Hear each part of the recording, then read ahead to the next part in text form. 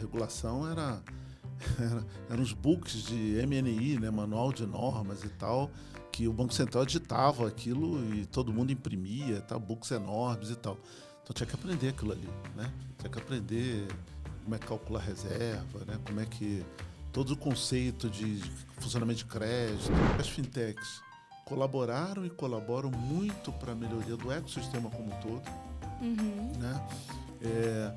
Ajudam muito a aumentar a eficiência, ao trazer competição, na verdade, todo mundo se beneficia. Um tema aqui que está começando a virar uma pauta séria, que é o tema da diversidade, né? Que isso ajuda bastante a ampliar um pouco do leque de atuação e as empresas terem uma visão um pouco mais ampla, né? Para atender o mercado das suas várias nuances, né?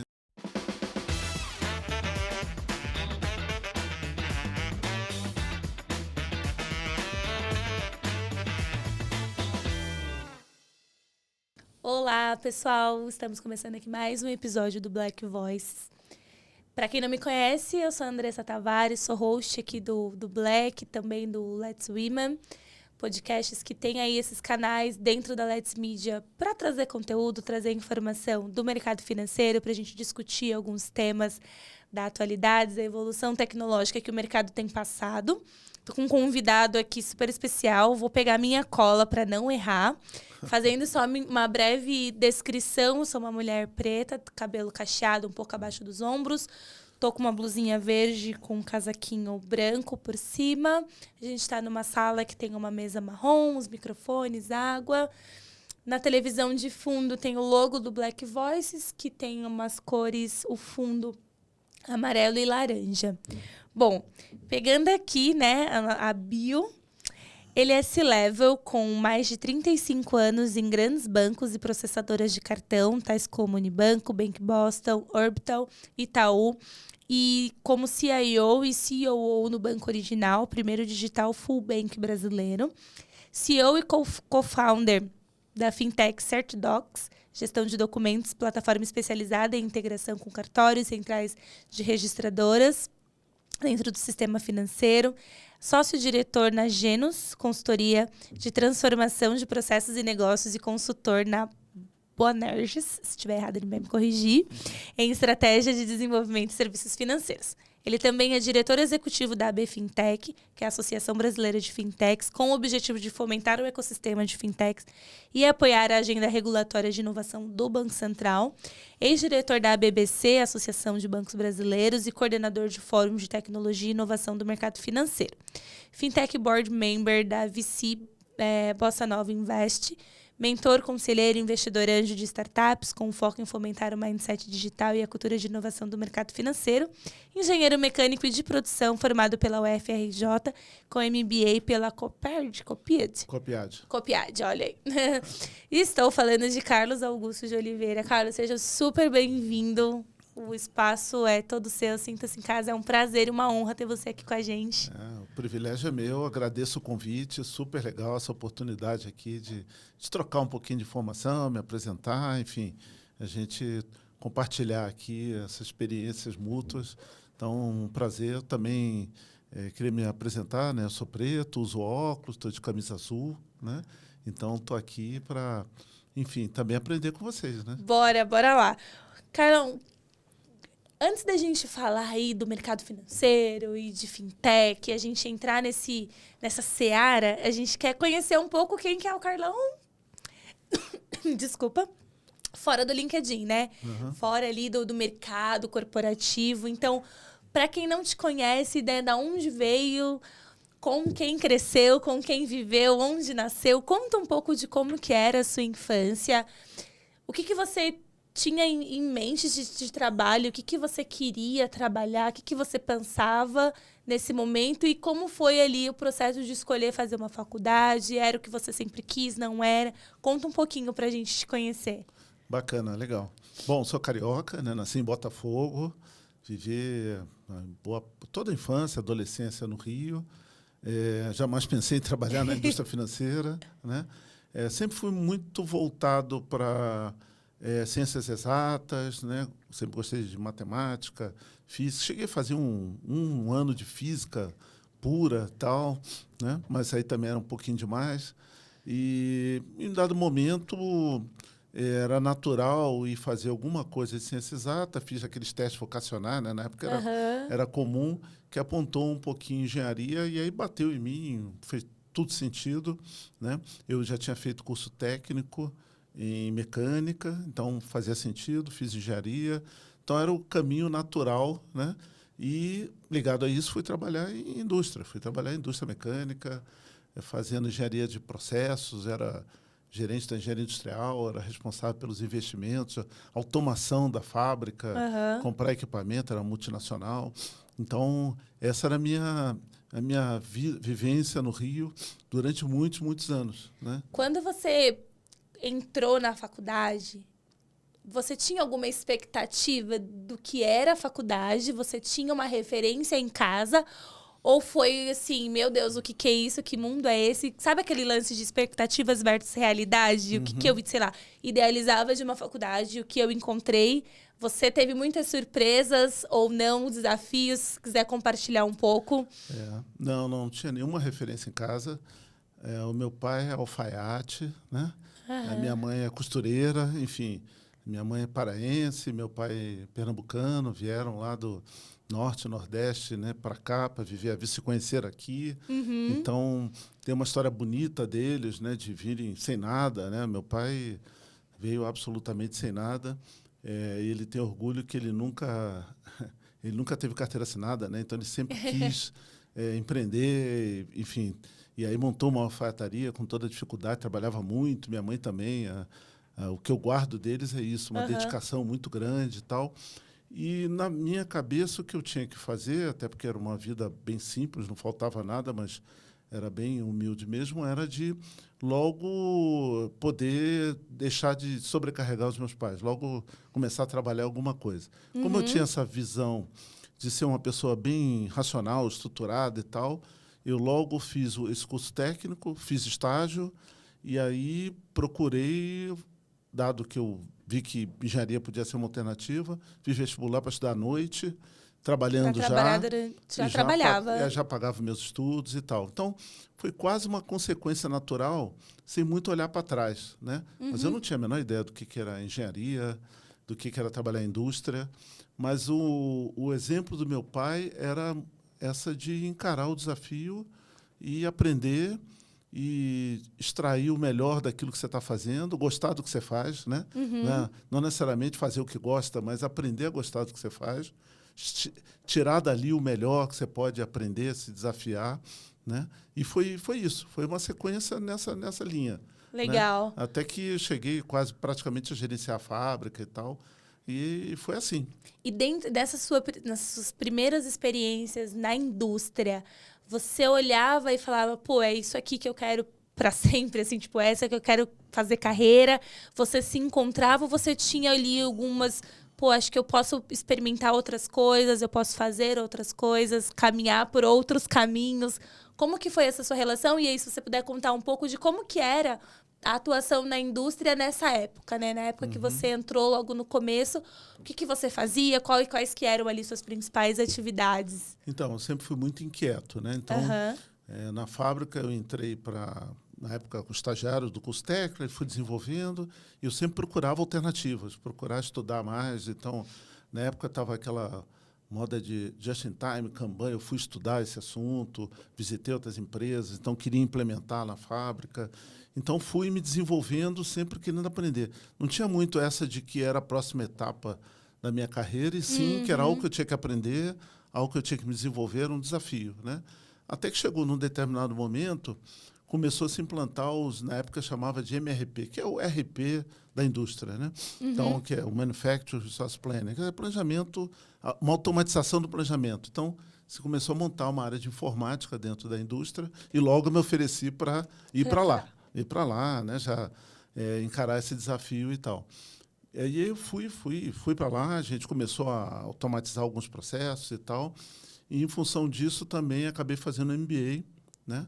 Para poder me capacitar mais, a empresa me proporcionou isso. Aí eu vi um mundo absolutamente diferente, novo, se ampliou os horizontes de uma forma que eu não conhecia. Então era isso, não tinha essa questão de qual é o próximo passo, é aprender mais e me desenvolver. Foi sempre assim. buscando conhecimento, meio que se candidatando ali para ocupar Isso. alguns espaços, e foi ali que você começou, então, a ter o contato com tecnologia. Exatamente. Na época, processamento, né? Era o CPD, né? Processamento centralizado, cuspia relatório, aprendi a programar, né? Basic, Fortran, COBOL, aquelas coisas daquela época. E foi assim que eu comecei a ter contato com esse novo mundo. Né? E quando você teve contato com esse novo mundo, o que você vislumbrava, assim, que você falava, cara, no sentido de isso pode transformar o mercado, isso pode transformar a indústria, se a gente usar, se a gente aplicar. Você começou a ver, você consegue lembrar, assim, do tipo, poxa, eu vi ali que a tecnologia X ia trazer uma super revolução. Você consegue trazer alguns pontos? Não, sem dúvida. A gente, assim, dava para enxergar que ia mudar completamente a operação fabril, né? Não só em termos de eficiência, mas mudar a forma de trabalhar, a forma de gerenciar, controle de estoque, integração de processos, que era uma coisa que, na época, se falava muito pouco. Mas ainda era muito incipiente, porque tudo ainda era processamento batch, né? Aquela coisa de folha de pagamento rodar uma vez por mês, né? Então, ainda era um grau muito incipiente, né? E o que aconteceu foi que, nesse MBA, acabei conhecendo, tomando contato do mercado financeiro, né? Então, tinha algumas pessoas de banco lá que me convidaram para ir para a indústria financeira, né? E aí, essa ia ser minha próxima pergunta. Como que você chegou no mercado financeiro? Foi isso, fazendo MBA, aí me convidaram. E aí foi interessante porque eu estava começando a discutir fazer um MBA de produção, né? Eu estava cursando produção e ia fazer um mestrado, né?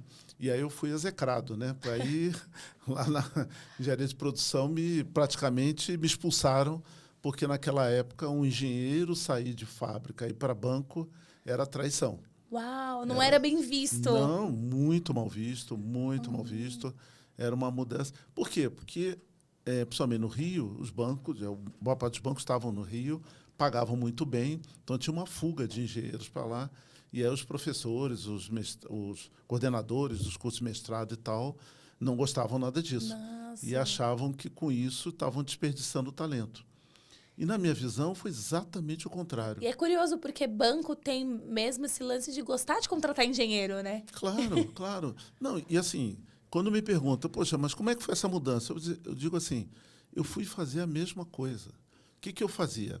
Eu fazia racionamento de processos, fazia projetos, aprovava investimento, automatizava processos. Eu fui fazer exatamente isso em banco.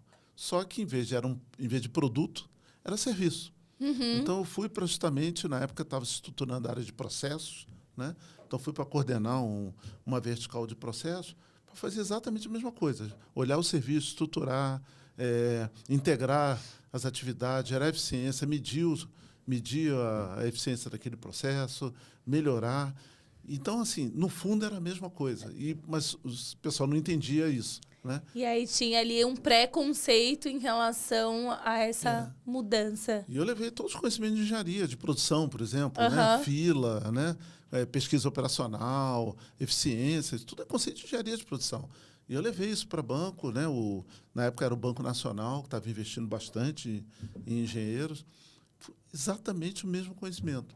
Então, foi uma experiência incrível, mas com uma diferença que me fez me apaixonar. Qual era a grande diferença da indústria e que me deixava inquieto, e em banco era absolutamente diferente? Na indústria, eu visualizava uma melhoria de processo, por exemplo, que tinha que comprar um equipamento para automatizar lá. Eu tinha que fazer o estudo, fazer o levantamento, fazer o orçamento, submeter a aprovação, submetia para a matriz, comprava equipamento, levava, 3 meses para chegar, instalava, produzia as peças. Aí, se dava algum problema, aquelas peças eram montadas, ia para o cliente, ou para o revendedor, para o cliente. Assim, demorava 6 meses, 1 ano, para eu saber que aquilo tinha um problema. Em banco, a gente estudava o processo, implementava, era online. Então, implementava, uma mudança no processo da área de atendimento. Em meia hora, ou no máximo no dia seguinte, eu sabia que aquilo não foi bem sucedido ou foi muito bem sucedido e você fazia o ajuste. Então, a dinâmica de um banco, absolutamente diferente, né? E todo dia a gente conseguia medir a evolução, medir exatamente qual foi o resultado e já desenhar o próximo passo. Então, essa dinâmica intensa em que você via o cliente do outro lado, nem serviço, você enxerga o cliente, ouve ele responde rapidamente com reclamação ou com melhoria de uso, né? Aumento de ativação e tal. Que em banco, que na indústria, primeiro que eu não enxergava o cliente, né? Porque era um revendedor. Não tinha contato, né? Né? Você nem sabia quem estava comprando, tinha que perguntar para a revenda. E depois que era um time muito longo, né?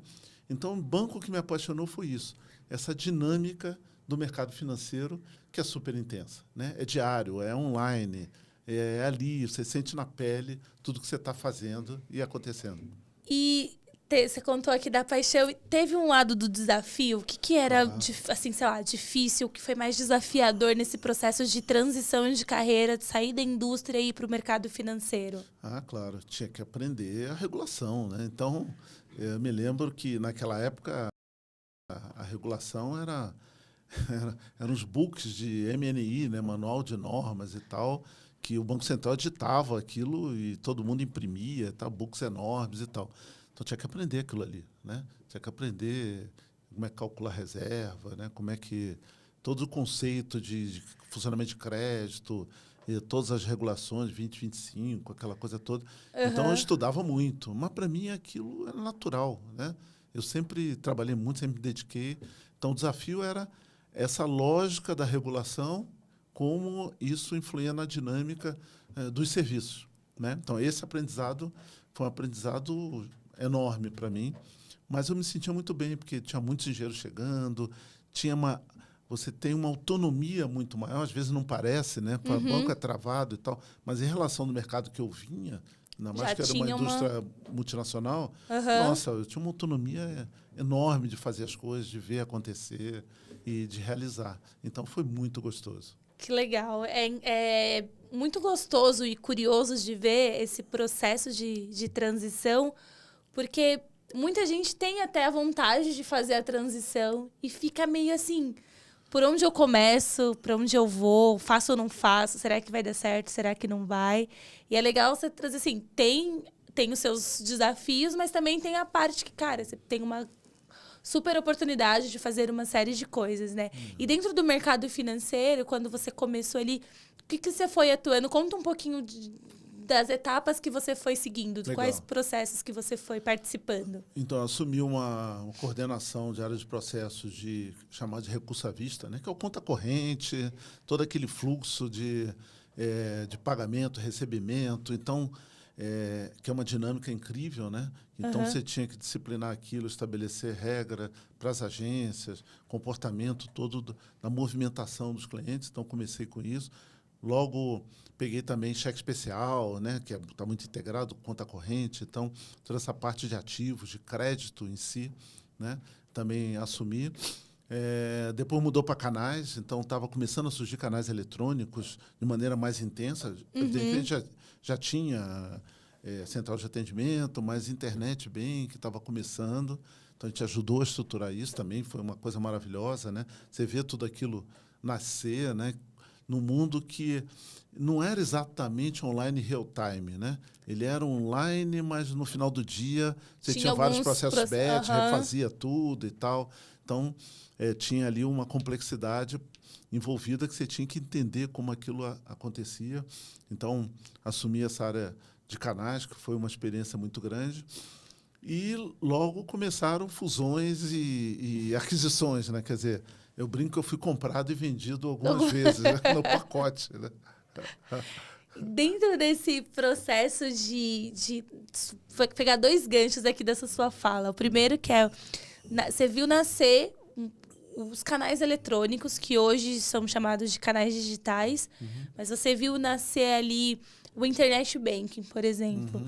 Como que quais eram os desafios técnicos?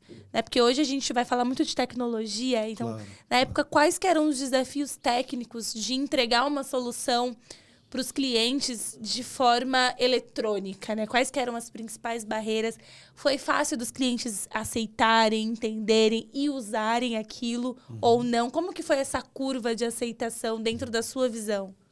Não, assim, tinha desafios de todo tipo, né? Até porque naquela época você não tinha tanta tecnologia disponível como é hoje, era tudo muito mais caro, né?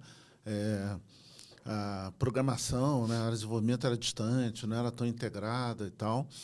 E tinha toda a transformação que você tinha que fazer os legados, porque, na verdade, as plataformas que você tinha dos produtos, elas eram monolíticas de maneira geral, né? Então, extrair aquilo, conseguir, de fato, entregar serviços de uma forma em que pudesse interagir com os clientes, tinha uma dificuldade grande, mas a cada etapa que você começava a desenvolver informações, serviços, a receptividade do brasileiro é uma coisa espetacular, né?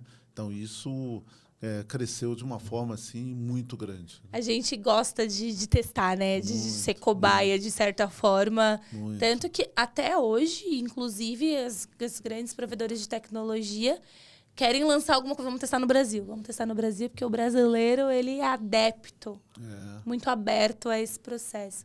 E outro gancho que eu queria pegar da tua fala é essa parte de fusões e aquisições, né? Você começou em bancos ali tradicionais, e aí um vai comprando um, outro vai vendendo um, e como que você se reinventa, né? Se estabelece quando acontece um processo de fusão e aquisição, né? Quais são as lições ali aprendidas, os desafios e o que como profissional, até porque muita gente ou está passando, ou já passou, ou vai passar por um processo desse de ou ver ou fazer parte de uma fusão e aquisição. É verdade. Assim, eu participei dos primeiros processos de aquisição, né? O Nacional com o Unibanco foi um dos primeiros, assim. E naquela época o pessoal não estava muito acostumado a fazer isso. Hoje em dia eu diria que já tem metodologias, já tem uma experiência de como lidar com isso. Mas apesar disso, a gente sabe que é inevitável, né, ter alguns atritos, tem conflitos, são visões sempre diferentes, culturas diversas, né, que, por definição, gera algum tipo de problema que tem que ser resolvido para que aquilo aconteça. Então, é óbvio que é um desafio, né, óbvio que isso gera inquietação, gera insegurança e tal, né? Mas a minha experiência é, primeiro, se você faz bem o que você faz, se você é capacitado, está preparado e tal, assim, todo processo desse, você, de alguma maneira, o seu conhecimento vai ser reconhecido. Né? Seja no M&A, ou seja no banco que vai prevalecer, ou naquele que você, eventualmente, vai porque ali não teve espaço. Né? Não necessariamente tem lugar para todo mundo, isso não necessariamente está ligado só à sua competência. Às vezes não tem mesmo cadeira, aquela área é extinta e tal. Mas se você é bom, você vai ter espaço. Tem que esperar, tem que ter calma, saber que tem uma sequência que nem tudo está sob seu controle, mas que aquilo você vai ter oportunidade. Se tiver essa tranquilidade e tentar entender o que está acontecendo, isso, de alguma maneira, você consegue sobreviver do outro lado. Em todas as aquisições que eu passei, né, Nacional, Unibanco, depois eu estava no Bank Boston, foi comprada pelo Itaú. Em todas elas, eu, na verdade, primeiro, eu aprendi muito, me desenvolvi bastante, tive novas oportunidades. Né? No Nacional Unibanco, por exemplo, a área que eu tinha acabou, e aí eu fui convidado para alguma outra área, porque alguém, enfim, de alguma maneira, identificou que eu tinha alguma competência que era necessária ali de fazer uma outra coisa que não tinha nada a ver com o que eu fazia, né? Mas reconheceu e tal. Mais ou menos isso aconteceu também do Boston para o Itaú. Então, em todas elas, no final das contas, eu saí mais preparado, mais capaz e, a médio prazo, melhor reconhecido também. Porque vamos combinar que se você está num lugar há 5 anos, 6 anos e tal, muitas vezes isso, de alguma maneira, você se consolida ali naquela posição e, por mais que você seja focado a desafio, parte do que você faz, você está dominando. Né? Então, você não necessariamente é desafiado no teu limite. E um movimento desse, isso acontece. Né? isso acontece. Então, parte dessa insegurança, essa inquietação e tal, no fundo, se você catalisar isso para o lado positivo, você acaba, no final, saindo mais forte, saindo melhor. Não necessariamente lá na organização onde você estava, numa outra pode ser, mas no final é melhor. Então, pelo menos, a minha experiência sempre foi essa e, felizmente, de fato, isso me fez muito bem em todos esses movimentos. E interessante porque você, além de ter vivido esses processos de aquisições e fusões de bancos grandes e tradicionais, você viu nascer o processo de fintechs, né? De startups, de fintechs dentro do mercado financeiro. Ali começou a ver como que foi esse momento, esse marco na indústria financeira que você e, obviamente, os seus colegas, né, de trabalho ali, que movimento é esse? Quem são essas pessoas? Como que você começou a ter esse contato? Primeiro, como que foi o surgimento e a sua visão? E como você passou a interagir com o universo de fintechs? Tem umas etapas intermediárias aí, né? Eu Tá. estava no Itaú, né?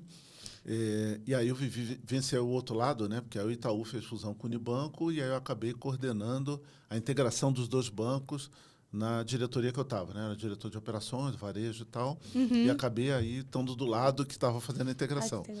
Que foi uma experiência maravilhosa também e tal, etc. Mas chegou uma hora também virou dia a dia, né?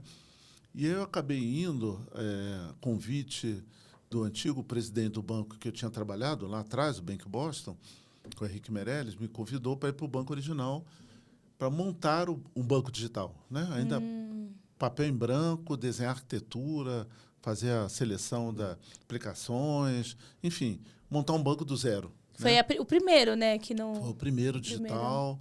A gente, inclusive, uma agenda forte com o Banco Central para mostrar a viabilidade. A gente rompeu vários desafios, vários paradigmas, inclusive, né? Então, foi uma experiência sensacional. A gente brinca que, até então, parecia que o banco, Deus que tinha criado, né? Porque todo banco sempre existiu, né? Nunca vi surgir um banco. A gente montou um banco do zero. Banco mesmo, não uma fintech apenas, um banco mesmo. Mas um banco com uma pegada de fintech, porque ele era totalmente digital, não tinha agência. Inaugurou o conceito, na época, o onboarding não era um conceito que se falava aqui no Brasil. Então, a gente foi no Vale do Silício, fomos na Europa, fomos buscar soluções e ver o que já estava acontecendo ao redor, né? Então, foi uma experiência incrível, um time enorme, né, que veio para fazer isso, né? Então, fiz parte de um time sensacional em que a gente teve essa experiência de montar algo novo, né? Totalmente disruptivo, sem paradigmas, abrir conta pelo mobile. Foi o primeiro banco que abriu conta pelo mobile, de fato, full, né? Ou seja, não só abrir a conta, fazer todo o processo end-to-end ali. Fazer todo o onboard, toda a validação e já dar crédito na hora, já gerar cartão de crédito e tal. Tudo aprovado, um full bank mesmo, online, né? Absolutamente online, né? E aí, nessa experiência, a gente entrou em contato com muitas fintechs de fora, né? Vale do Silício, fomos a Portugal, fomos a alguns outros países. A gente viu esse movimento nascer e viu quanto que isso, de fato, gerava de mudança e disrupção na indústria financeira. Então, foi aí que também começou a brilhar o olho de ver que existia uma tendência vindo, existia um movimento novo. Para você ter uma ideia, em 2016, quando a gente inaugurou o banco já era um conceito de API. Não se falava aqui de Open Bank na época, e o banco já foi montado com esse conceito de APIs, com o conceito de conectividade, parceria, de integração, né, com fintechs e tudo mais.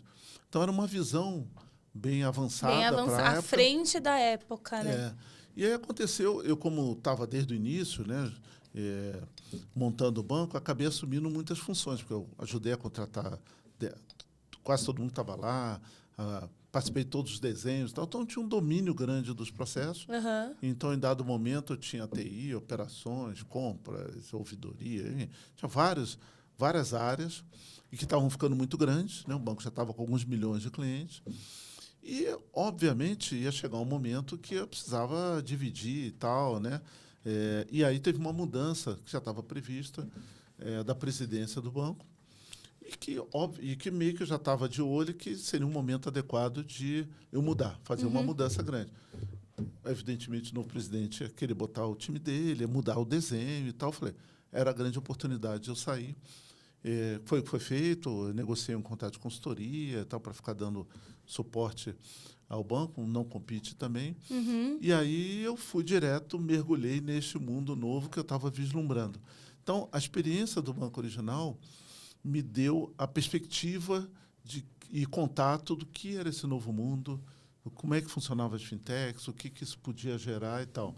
Então, assim, para mim, de novo, foi uma evolução natural no momento de carreira, né? Em que eu vivenciei toda essa fase de construção do banco, um desafio gigante, um desafio maravilhoso, em que eu vi que voltar, ir para outro banco ou continuar ali e tal, ia começar a ser mais do mesmo, não era mais desafio. E esse mundo novo parecia algo sedutor. Desafiador. E aí eu aproveitei esse contrato de consultoria que eu negociei e fui estudar o assunto, né? Não fui direto, fui estudar o assunto. Fiz vários cursos para aprender. Entrei numa Venture Capital, que foi a Bossa. Lá, eu, junto com um grupo, a gente lidera o pool de investimentos em fintechs. Então, comecei a entrar em contato com iniciativas novas de fintech early stage, aprender com elas, validar. E, enfim, por um ano fiquei aprendendo, me desenvolvendo, até poder, coincidentemente, dando consultoria, dando suporte, reencontrar um antigo colaborador meu, de 20 anos atrás, que tinha uma iniciativa interessante, que é a CertDocs, e aí acabei embarcando nessa. Mas foi uma coisa natural, né? Dentro do... A gente vai chegar na CertDocs daqui a pouco. Claro. Dentro do Banco Original, acho que é muito legal a gente trazer esse gancho, porque o Brasil... Hoje a gente tem vários bancos digitais, a gente tem várias fintechs. E ver como que foi a aceitação da população para esse novo formato, né? Eu acredito que deva ter sido um desafio de, talvez, aculturamento das pessoas, de como, de certa forma, convencer de que você não precisa mais ter uma agência, porque você muda o modelo de pensamento, de cultura que todo mundo estava muito acostumado com a ideia de banco, de você ir resolver algo numa agência física. Como que foi lidar com esse processo, com a visão do cliente, né? Como que foi a preocupação de, talvez, convencer não seja a melhor palavra, mas de vocês aculturar ali, de ensinar, de mostrar que era possível esse caminho? Tem muito de experimentação, né? Quando a gente lançou o banco, estava muito claro que nós, na partida, não seríamos o principal banco. Nem estávamos preocupados com isso, né? Nós queríamos que o cliente experimentasse, visse os benefícios, né? Conveniência, simplicidade, né? A forma de se relacionar com esse banco. E ali, gradativamente, ele ia aumentando o relacionamento e aí confiando cada vez mais nessa operação. Então, esse é um movimento. Claro, no início você foca mais uma população mais jovem, né, que mais ousada, depois a classe mais de executivos, né, que tem um nível de exigência grande, quer ter essa experiência digital full, né? Quando a gente lançou o banco, nós éramos o único banco que tinha 100% das transações no mobile. A maioria dos bancos tinha consulta, tinha uma transação ou outra, limitada, fazia transferência, mas com um valor menor, valor pequeno e tal. Nós não, nós tínhamos 100% exatamente o que ele podia fazer, porque era, inclusive, a única plataforma, né? Ou internet ou mobile, tinha tudo lá. Tinha tudo. Então, um executivo, por exemplo, que tinha essa necessidade, né, de estar a qualquer momento poder se conectar, tivemos uma adesão boa, e aí, gradativamente, com o crescimento, com o uso e tal, aí sim você vem trazendo os clientes gradativamente. Então, acho que essa experiência, não só do Banco Original, mas de todos os outros, de ir gerando benefício, ele vai vendo o que funciona, vai usufruindo daquela conveniência, e isso cada vez mais vai fazendo com que ele lhe escolha como principal plataforma. Que é hoje uma das coisas que a gente discute como, sei lá, futuro do mercado financeiro é a principalidade. Exatamente. Quem que vai, dado que todo mundo tem uma capacidade tecnológica de entregar boas soluções, quem que o cliente vai escolher? Como que você, até aí já eu costumo falar isso no final, mas num exercício de futurologia, como você acha que os bancos, barra fintechs, barra outras empresas que também estão provendo serviços financeiros, pode se destacar e ganhar essa preferência do cliente, sabe? O que você apostaria num sentido desse? Não, eu acho assim, eu acho que o mercado hoje está muito rico, né? Então, olhando aí 10 anos atrás, não precisa olhar muito, né? Nós estamos falando a regulação que permitiu você abrir conta 100% pelo mobile é de 2016. Faz 8 anos só. É a 4480 que substitui a 2025. Né? A gente estava lá, a gente discutiu com o Banco Central e tal. Então, assim, é muito recente. Né? Então, foi uma mudança absolutamente radical que, com isso, abriu porta para várias outras instituições, vários modelos, né? E provocou, né, toda este movimento, ampliando as opções para o cliente. Né? E tudo mais que vem sendo feito. Né? Crédito digital, agora a gente está falando de Open Bank, Open Finance, e tudo isto vai propiciando em que se crie cada vez mais novas soluções que deem conveniência ao cliente. Então, eu acho que hoje o mercado está plural, né? Eu não vejo que a gente vai ter um vencedor, né? Não é isso. Acho que esse é o modelo antigo, né? Que você tinha 4, 5 bancos que cada banco praticamente tinha um relacionamento quase total do cliente, porque era todo verticalizado. Então, de maneira que era muito difícil ele, inclusive, comprar produtos em outro banco, porque tinha fricção, né? Tinha várias dificuldades, ele acabava fazendo tudo ali e, às vezes, pagando preço muito elevado ou não tendo o melhor produto para a necessidade dele. Né? Então, agora, o movimento é justamente ao contrário de, a cada vez, ter novas soluções, ter alguns mais nichadas, mais focadas, seja por faixa etária, por renda, por necessidade específica, por tipo de profissão, enfim. Então, essa pluralidade é que vai dar pode dar a melhor solução para aquele seu momento de vida. Claro, você pode ter e vai ter uma plataforma ou outra que é a sua principal, mas cada vez mais eu vejo que você vai ter um cardápio enorme que você vai escolhendo conforme a tua necessidade. Sem necessariamente estar, de certa forma, amarrado àquilo, né? Você vai... E esse movimento de Open Finance, essa integração de plataformas, pode sim fazer que você tenha uma única plataforma que você vai, a partir dali, ter esse marketplace e que você escolha produtos, serviços e tal, sua conveniência. Então, acho que isso é que o benefício que está trazendo para o cliente, né? Que está fazendo com que ele tenha realmente muitas opções e que vão mudando muito rapidamente, porque se você ficar parado, alguém vai desenvolver uma solução melhor, com preço melhor, dando uma conveniência maior. Então, essa dinâmica do mercado atualmente é que eu acho que é a maravilha de tudo isso que a gente conquistou, que é essa jornada de inovação, que é muito recente. Então, eu me considero privilegiado de ter vivido todo esse processo, que está só no início, né? A gente não para, né? E toda hora vai acontecendo essa transformação. Maravilha. E agora conta um pouquinho da CertDocs. Como que, né, você foi ali, falou que estava num momento de novos desafios e como que nasceu, o que faz para as pessoas conhecerem um pouco mais dessa empresa? O que nós fazemos é conectarmos soluções de serviços de crédito que, por trás do processo de formalização de crédito, crédito com garantia, créditos mais complexos, tem toda uma sequência de processos operacionais demorados, caros, ainda manuais, e que não trazem uma experiência muito adequada. Então, hoje, você tem plataformas digitais que, às vezes, sei lá, contratar um crédito imobiliário, ou um financiamento de automóvel. Então, é uma experiência, às vezes, totalmente digital. Mas a entrega do produto não é. Por quê? Porque aquele contrato tem que ser registrado, aquela garantia tem que ser alienada, leva num cartório, depois tem que ser autenticada. Enfim, isso são processos que precisam ocorrer. E quando você olha para dentro dessas plataformas digitais, ainda são processos muito operacionais e analógicos.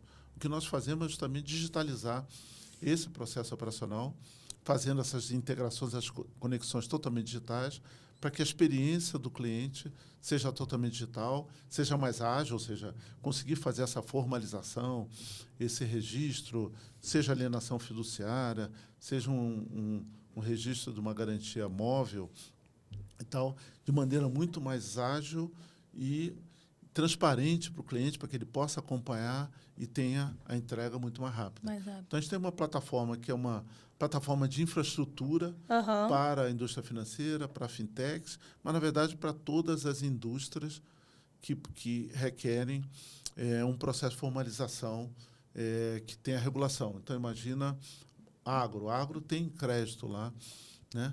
Não passa, 70% não passa pela indústria financeira, são trades que concedem empréstimos e tal. Também tem uma grande oportunidade ali de resolver esse processo. Pega a parte de compra e venda de imóvel, né? A experiência de comprar imóvel é uma experiência linda, né? Experiência marcante na sua vida. Aí você vai lá, escolhe, maravilha e tal, aí compra. E depois tem que contrato, tem que voltar lá, tem que assinar, tem que pagar um bando de taxa, contratar um despachante, esperar a escritura, não sei o quê, ir no cartório. Então, assim, justamente a gente quer o quê? Digitalizar isso, porque se você comprou, pode ir para casa, não precisa voltar no stand lá para assinar, você vai receber tudo digital, na sua estação, assinatura totalmente eletrônica, e que você não precisa se preocupar sabendo que esses eventos vão acontecer sem você precisar sair de casa, sem precisar entrar nessa burocracia, e que isso seja um processo extremamente ágil e seguro, né? Então, é isso que a gente faz. Muito bom conhecer. Eu, particularmente, não conhecia a fundo, já tinha ouvido falar, mas não tinha o detalhamento.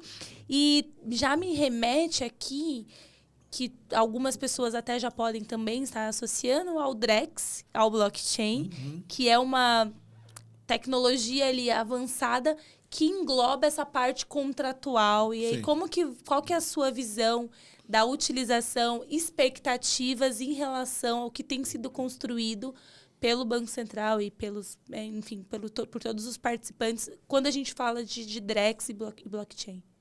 Então, o Drex, eu acho que ele vai ser um novo avanço, né? um passo adicional para poder facilitar todos esses processos hoje de liquidação, que ainda tem muitas etapas, muitos intermediários e processos muitas vezes complexos em que envolvem risco, né? Então, assim, hoje você, às vezes, mesmo um produto financeiro que hoje você compra, sei lá, uma ação, por exemplo, em que você tem o dinheiro e escolhe a ação e tem um preço definido. Da maneira que ele está construído, os processos não acontecem na hora, né? Você faz a oferta, você está comprando, mas aquilo só é efetivado 2 dias, 3 dias depois. O seu dinheiro precisa de uma corretora que aí retém aquele recurso. Você precisa acreditar que isso vai acontecer para depois você receber essa ação. Compra e venda de automóvel é a mesma coisa, compra de um título público é igual, né? O Drex veio justamente integrar isso de maneira que essas coisas aconteçam automaticamente. Resolva isso para que, de fato, você consiga ter uma operação que é segura, é online, de fato, né, integrada e, portanto, muito mais simples, muito mais ágil. Então, é um novo avanço. Agora, você vai dizer, então, o Drex vai digitalizar tudo? Mais ou menos, né? Porque o blockchain, ele, de fato, ele tem essa característica de poder integrar os processos, dar segurança, tudo criptografado, etc. E tal. Mas ele precisa conversar com o mundo real, né? Então, se eu estou comprando um imóvel, o imóvel existe no mundo real, ele não vai entrar no blockchain, né? Eu tenho que construir uma integração para que aquilo que eu estou realizando dentro do Drex sensibilize e me garanta que está sendo executada exatamente a minha ordem, ou, se não executar, automaticamente, né, o smart contract reverta aquilo. Então, precisa ter essa conexão, isso precisa ser criado no estádio dos oráculos e todas as integrações necessárias para que, efetivamente, ele consiga conectar, né? Então, tem uma jornada enorme o Drex. não é um Big Bang, não é um Pix, né? Um produto como o Pix, que implantou, sai todo mundo usando. Tem várias etapas, algumas mais simples, outras muito mais complexas, que precisam andar e vai precisar da ajuda de todo mundo. Né? Mas veio para disruptar, veio para simplificar, veio para cada vez aumentar a eficiência e dar segurança para os clientes. Né? Dentro dessa sua empreitada de fintechs, você hoje é diretor da BFintex, né? Você está nessa posição. E eu queria que você contasse um pouco do trabalho da BFintex e da importância de ter uma associação como ela e como que, né, como que funciona a dinâmica. E aí a gente entrar num assunto, né, de dentro do Brasil, esse movimento de fintechs, de que tem um estereótipo de inovação, de ser criado por pessoas mais jovens. E aí eu quero fazer essa conexão aqui de gerações, né? Trazer esse gancho. Então, primeiro o senhor fala um pouquinho da BFintex e aí depois já vamos fazer um gancho desse momento de geração, porque a gente veio contando a história de bancos tradicionais, bancos digitais, fintechs, então uma evolução dentro do mercado brasileiro que envolve gerações, né? Vamos discutir um pouco sobre isso aqui. Legal. Esse movimento de fintechs, né, que aconteceu lá 2010 para cá, aqui no Brasil, pelo menos, acho que começou muito como um movimento de disrupção, né, de romper, né, com o movimento tradicional dos bancos. Super salutar, né, mas era um movimento muito de derrubar os bancos, né, tal, dado realmente tinha muitas questões, muitos processos que os bancos tinham limitações, e algumas ainda têm, né? E, de alguma maneira, praticavam ainda preços altos e tal. Então, tinha muita oportunidade em que as fintechs veio revelar e veio explorar. Né? E era uma geração que enxergava que, então, conseguiria desenvolver tudo isso, e, com isso, os bancos estariam fadados ao fracasso e tal. Né? Então, isso foi uma primeira geração. E depois, talvez como consequência disso, teve um movimento dos bancos de também olhar para as fintechs e falar: isso aí vai dar fracasso, isso aí não dá prejuízo, isso nunca vai se rentabilizar, é um bando de jovem e tal. A gente está numa terceira onda, e a BFintex contribui muito para isso, que é esse amadurecimento de enxergar que as fintechs colaboraram e colaboram muito para a melhoria do ecossistema como um todo, né? Ajudam muito a aumentar a eficiência, ao trazer competição, na verdade, todo mundo se beneficia, né?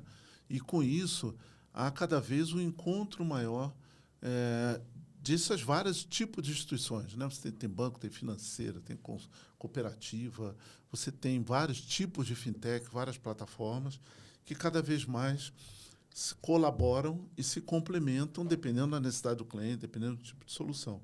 Então, o trabalho na BFintex é muito de acompanhar a regulação, acompanhar as oportunidades que existem para poder cada vez mais melhorar a eficiência da indústria financeira, né? Sempre com essa visão de inovação, sempre essa visão de o que pode ser ainda incrementado, simplificado, desburocratizado, para dar agilidade, para beneficiar o cliente, beneficiar a sociedade, né?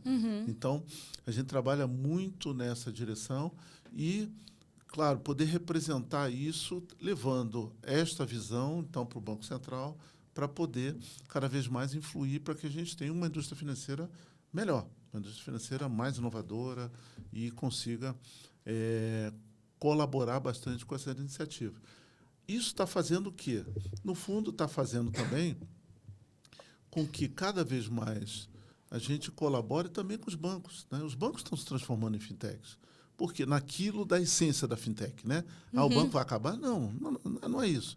A essência da fintech, de fazer coisas ágeis, com a principalidade do cliente, soluções, né, sem fricção, né, contratos mais simples, processos de conveniência para o cliente, os bancos estão cada vez mais vindo também e realizando, incorporando. Em alguns casos estão fazendo parceria, estão aqui comprando as fintechs e tal.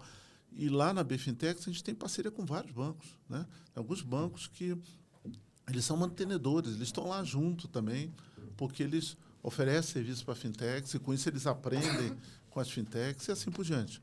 Então, a BFintex hoje abarca, né, um universo muito maior de justamente olhar o ecossistema da indústria financeira de uma maneira mais ampla, né?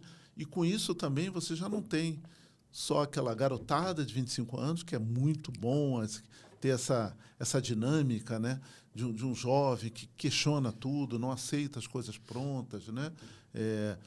Tal do pensar fora do quadrado, desafia o status quo, né? Mas você também tem as pessoas com mais experiência, como eu, né, que passou por vários bancos, viveu várias ondas e tal, né, que podem também contribuir, mas que estão dispostos a aprender também com os mais jovens. Então, cada vez mais você vê as fintechs combinando essas duas coisas, né? Combinando essa juventude, essa ousadia, também com experiência, com bagagem de conhecimento regulatório, sensibilidade de risco, para poder cada vez desenvolver melhor essas plataformas digitais. Então, acho que esse momento que a gente está vivendo, a BFintex ela colabora bastante nisso, ela ajuda bastante, sem esse preconceito de que, né, tem que ser contra os bancos ou tem que ser a favor disso ou daquilo. Tem que ser o que é melhor para o cliente, o que é melhor para a indústria como um todo.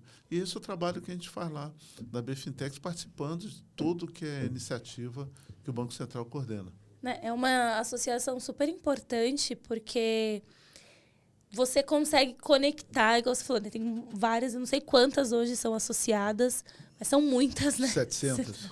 São muitas, então tem de todo tipo, assim. Tem umas que, teoricamente, são mais conhecidas pelos clientes, mas tem outras que o cliente não vê na ponta, mas ela está rodando por trás ali de algumas soluções. Exato. Então, é super importante de ver e, como, né, defensora aí dos clientes, a gente consegue, de fato, resolver problemas que a gente tem como sociedade. A gente pode pegar, dentre vários, mas a desigualdade que a gente tem dentro do país e o acesso ao sistema financeiro. Então, você pegar comunidades que não têm agência ou que têm uma dificuldade, tem uma escassez, né? E a gente está falando aí de um mercado que, tradicionalmente, ele era conhecido por ter agências. O relacionamento, mas sempre tiveram lugares em que a agência não chegou. Né? Então, você já tem aí uma certa defasagem. Lugares e populações, né? Porque o modelo de agência tradicional de toda a história do banco é caro, né?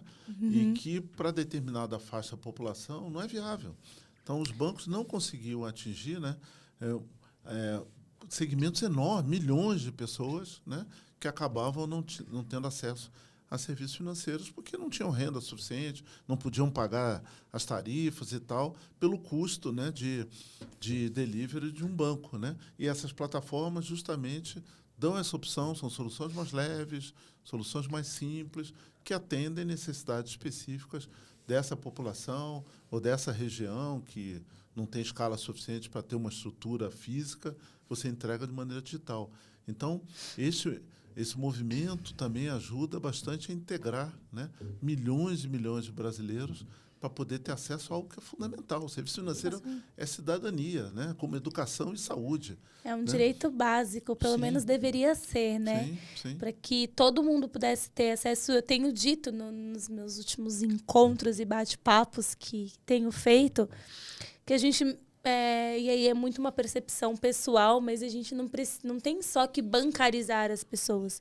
A gente precisa, de fato, incluí-las no sistema financeiro. Exatamente. Porque bancarizar, você não tem uma conta, você abre uma conta, você está bancarizado. Exato. Mas aí a pessoa tem uma conta, o que ela faz com aquilo? O que tem? O que eu posso fazer? Quais são as minhas oportunidades? E a gente ainda tem um número muito grande de pessoas que até são bancarizadas. A gente tem um número de pessoas que não são, mas até umas que são, mas que elas não estão inclusas, que elas não operam, que elas não transacionam. Exato. E quando a gente vai fazendo alguns recortes da sociedade, a gente vê que esse número, a discrepância, ele ainda é maior. Né? E aí, falando um pouco dessa parte de diferenças de geração, queria trazer um assunto aqui que é a parte do etarismo. né? Como que isso é um termo que tem sido cada vez mais discutido e comentado em diversos segmentos hoje da nossa sociedade. E dentro do mercado financeiro eu vejo também que é algo a ser discutido. Porque eu sou de uma geração diferente da sua e já me peguei falando do tipo, por que as pessoas não se aposentam? Olha o tanto, né? Vai viajar. Eu já tive esse comportamento e essa fala. Mas eu queria ouvir um pouco de você, essa relação. E por você estar num mercado muito mais jovem, no sentido de fintech, de ter ali as pessoas... Como que você enxerga isso? Qual que é a sua leitura sobre o etarismo dentro do mercado financeiro e como que a gente pode, de certa forma, combater isso para que em todos os níveis e posições dentro das estruturas financeiras a gente tenha, de fato, uma diversidade, inclusive de idade, atuando com profissionais? É verdade. Esse problema ainda é muito grande no mercado financeiro, principalmente, né? A gente vê ainda muita gente excluída em função disso, né?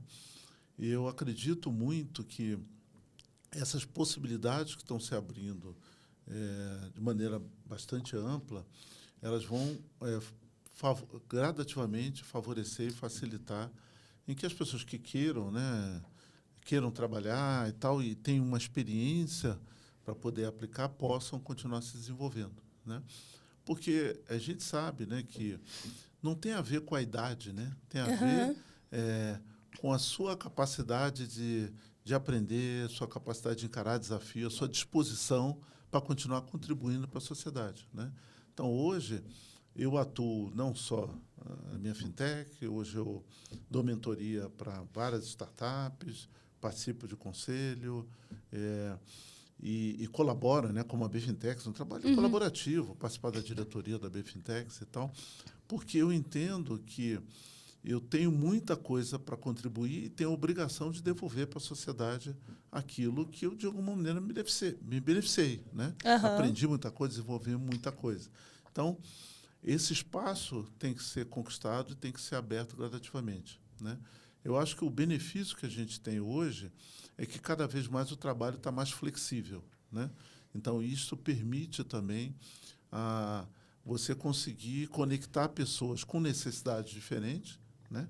Porque não só com a idade, né, mas com um momento de vida, de família, etc. A mulher, por exemplo, tem um problema grande, né, com filhos e tal, que muda a necessidade, muda a forma dela contribuir e assim, com uma capacidade de contribuir bastante e tal, e muitas vezes não consegue conciliar em função disso e acaba sendo preterido ou tendo que abrir mão da carreira. Então, cada vez mais ter essa flexibilidade, ter várias possibilidades, eu acho que vão ajudar bastante a que as pessoas consigam encontrar o seu lugar e ter oportunidades, né?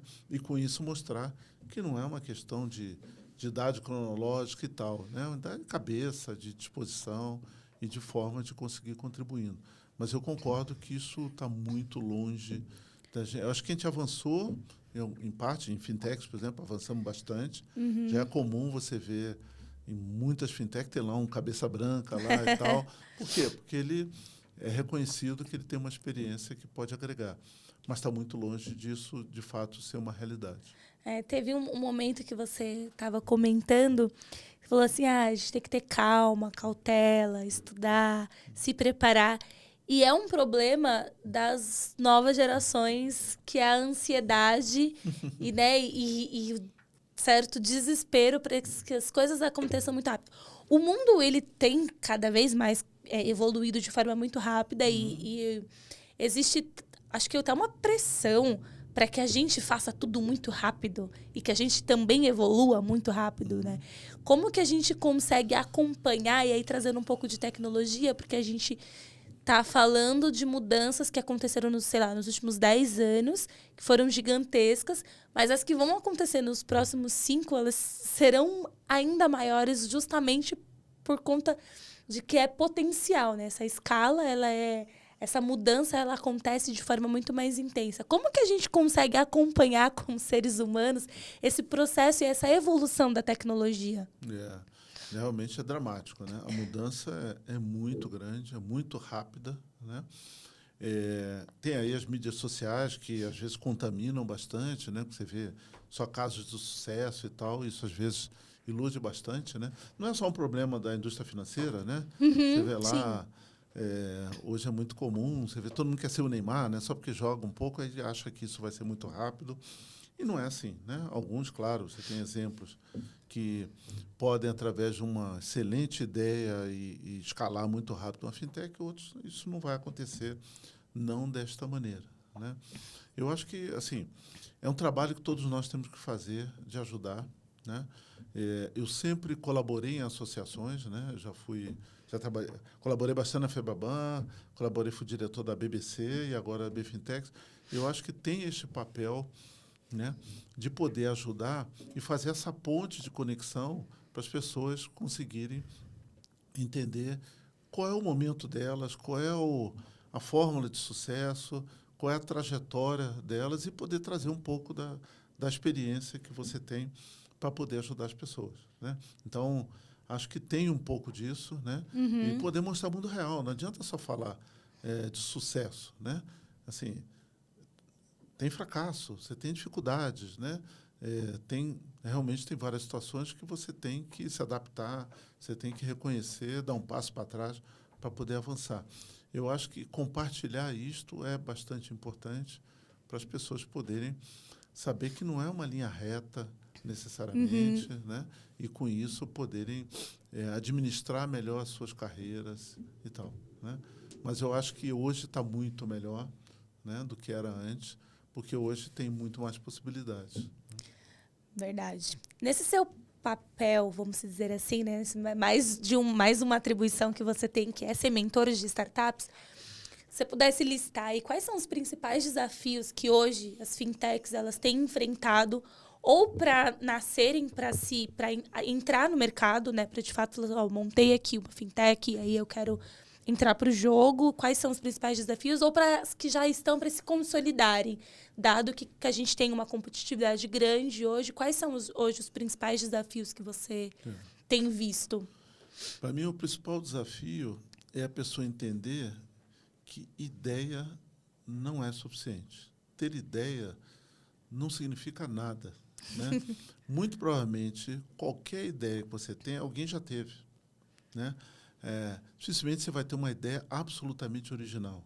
Então, muitos founders, né, muitos empreendedores, acham que por ter uma ideia, aquilo ali vai ser sucesso. Vai se sustentar, né? Não vai. Não é isso, né? Está muito mais ligado a como você vai implementar, como você vai entregar aquilo, qual o diferencial na oferta daquela ideia do que a ideia em si, né? Dificilmente você não vai ter um concorrente que já está à sua frente naquela ideia, mas você pode se diferenciar, né? Então, essa é a primeira coisa. Muitas vezes você acha que tem uma ideia brilhante e não olha para o lado, não faz o dever de casa de entender que, na verdade, aquilo, de alguma forma, já existe, mas não necessariamente está conseguindo resolver todas as dores. Esse talvez seja o ponto assim, que eu acho que é mais importante para a pessoa poder, a partir daí, esse é só o ponto de partida, né? Tá, a partir daí, de fato, estruturar uma entrega de valor diferenciada e poder se estruturar em torno disso. Se você entende isso, né, já é um meio do caminho andado para, de fato, se encontrar. A outra coisa é assim, você tem que entender do que você quer fazer. Não adianta ter uma ideia desconectada, né? Por exemplo, a CESTDOC que a gente está fazendo é uma dor que eu vivi durante muitos anos como diretor de operações, vendo problemas que tinham ali de formalização, atrito com o cliente, demora, falta de estruturação e tal. Então, assim, é algo que eu vivi, né? Então, muitas vezes você quer fazer uma ideia porque você viu alguém, acordou com aquele pensamento, mas você não viveu aquilo, você não aprofundou o suficiente. Então, ok, você não necessariamente trabalhou anos naquilo, mas então vai lá, vai fazer o dever de casa, vai para a ponta, vai conversar com clientes, né, ou com candidatos a comprar a sua ideia para ver se aquilo é uma dor real, se aquilo atende uma necessidade. Faz o dever de casa, né? Então, acho que essa é a segunda coisa. Você tem que ter, realmente, aquilo está no seu sangue para você, de fato, poder entregar algo diferenciado. Senão, é só uma boa intenção. Uma né? boa ideia, né? Mas exatamente. Não se sustenta. O nosso papo tá ótimo aqui, mas as horas elas vão passando, né? A gente tem que ir encaminhar para o fim. E aí a gente falou um pouco dos desafios e eu queria trazer em termos de oportunidades, já puxando o gancho de perspectivas aí dos próximos anos, dos setores que a gente tem, dos problemas sociais que a gente tem, oportunidades que você enxerga que podem ser bem explorados com a associação de novas tecnologias para um futuro próximo. E o que você acredita, o que você apostaria aí, talvez, até como investidor em soluções ou em ideias que possam dar jogo nos próximos anos? Bom, a indústria financeira ainda é rica de oportunidades, né? Não só dentro da indústria financeira, mas com todo esse movimento que a gente está fazendo de padronizar as integrações, poder cada vez criar um mundo interconectado, você hoje tem uma possibilidade quase infinita de criar novas soluções e entregar isso para todo tipo de indústria, né? Então, a beleza da indústria financeira é que, na verdade, ela se conecta com tudo, né? Qualquer indústria, qualquer negócio precisa que o cliente pague e precisa que a empresa receba. Então, você tem um fluxo financeiro, né, em que pode ser otimizado e que pode ser entregue. Então, cada vez mais, a indústria financeira vai se conectando a vários tipos de outras soluções e vai se complementando.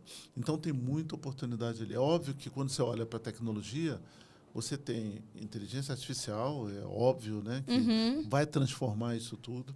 A partir daí, está um caminho de muitas possibilidades que vão poder redesenhar bastante esse papel, entregar inteligência para todos os processos que a gente tem hoje. Mas você tem essas iniciativas que a gente está olhando aqui, de essa integração do Open Finance com Pix e com Drex. É um negócio que, quando você começa a entrar e começa a ver o que essa combinação oferece, tem muita coisa interessante, né? Então, a gente está no começo disso. Não dá para enxergar tudo que precisa, né? A gente ainda tem um gap grande em oferta para pequenas empresas, né? Então, hoje, tem, assim, as pequenas e médias empresas são muito mal atendidas. Então, no B2B, ali soluções que possam melhorar a vida dessas empresas, integrar com o ambiente que elas operam, gerar eficiência para ela, para a gestão e tal. Tem um espaço enorme, acho que só começamos nisso. Então, ali... agora começamos. O próprio Open Finance ainda não entrou muito em empresa. Sim. Tem muita coisa que dá para fazer ali de maneira espetacular. E a gente falou um pouco dos bancarizados, né, dessa população. São 50, 80 milhões de pessoas que não são atendidas, são muito mal atendidas. No máximo tem a carteira digital, mas Sim. você não tem soluções para atender. Então, você começa a ver algumas iniciativas muito interessantes que podem, de fato, gerar bastante resultado e, portanto, podem otimizar muito. Mas, assim, tem muita oportunidade. Muita oportunidade. Tem muita oportunidade. Fica a dica aí para os creators, os startupeiros de plantão, para que... E, de fato, tem muita oportunidade, né? A gente tem muita coisa para fazer, tem muita solução. E com esses avanços da tecnologia, porque, às vezes, a gente tem a dor, gostaria de resolver, mas ainda falta. E agora vai chegando tecnologias que vão te ajudar a resolver essa dor. Pô, agora a gente consegue fazer. Então, eu fico muito animada e otimista com o que pode vir, né? Com as coisas que podem surgir para, de fato, a gente conseguir ter um sistema financeiro. Para que a gente possa falar de educação financeira desde o berço. Coisa que no nosso país não tem. A gente não é educado financeiramente. Né? A gente que trabalha, a gente até tem, mas... E eu acho que do lado das empresas, acho que tem um tema aqui que está começando a virar uma pauta séria, que é o tema da diversidade, né? Que Uhum. isso ajuda bastante a ampliar um pouco do leque de atuação e as empresas terem uma visão um pouco mais ampla, né? Para atender o mercado das suas várias nuances, né? Então, cada vez mais está abrindo realmente possibilidades para as mulheres, para negros, para minorias de maneira geral, né? Uhum. De poderem participar, ter voz ativa. Isso na indústria financeira sempre foi muito fechado e gradativamente está começando a se abrir, o que facilita também para essas empresas conseguirem, de fato, atender a população brasileira, que é totalmente Totalmente miscigenada, né? diverso. É muito Exatamente. diversa, né? E é comprovado, né? Quanto mais diverso você tem um time, você tem a empresa, mais resultados financeiros você tem. Então, diversidade, ela não é só algo, talvez, bonito de se falar, algo necessário. É algo que, de fato, impacta no resultado financeiro, no balanço da tua empresa, né? Então, Exatamente. quanto mais... E a gente tem visto empresas que, de fato, têm se preocupado e se comprometido a ter ações e a fazer movimentos que contemplem as minorias, e existem diversas.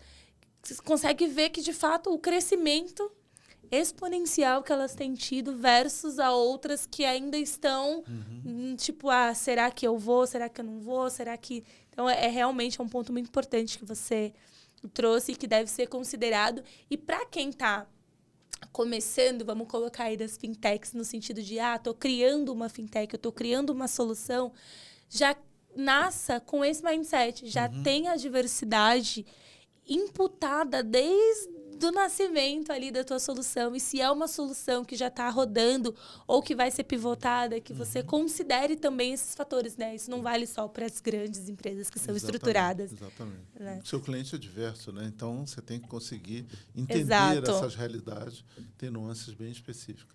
Maravilha, Carlão. Para a gente encerrar, eu queria te fazer uma pergunta aqui, de novo, extra LinkedIn, extra profissional, no sentido de o que você gosta de fazer, se você tem algum hobby, alguma curiosidade que você queira comentar aqui, ou dar alguma indicação de filme, livros que você queira contribuir para as pessoas que estão nos ouvindo e nos assistindo.